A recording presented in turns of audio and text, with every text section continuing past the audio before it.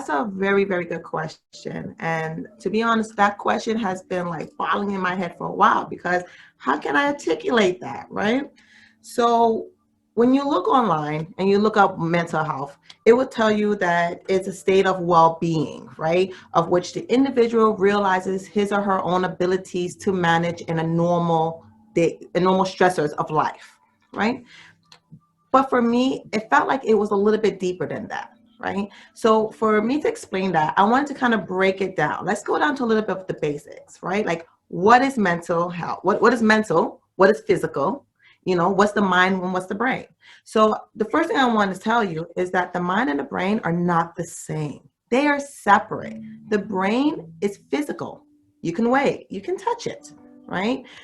The mind, the mind is consciousness, it's thoughts, it's feelings, it's emotions, it's judgment, it's perceptions, it's the way we think, right? So that's our mind. Now, science have started to show that while our brain controls our body, our mind controls the structure of our brain. So yes, what we think, what we feel, it does have an effect on the physical aspects of our brain and thus our body.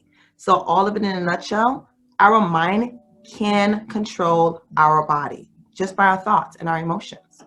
So exactly what is mental health then? Well, for me, my definition of mental health is basically a balance of your thoughts and your emotions so that it will allow your body to be able to adapt to any situation that it is in. When we experience an imbalance of our mental health, basically meaning we have more negative thoughts or more negative feelings than positive, then what happens is that our body will maladapt or inappropriately adjust to the settings in our life. And when that happens, we go under physical stress. Our bodies are going to release a hormone within our system. And if it stays within our system for too long, it can create illnesses. It could create disease within our bodies.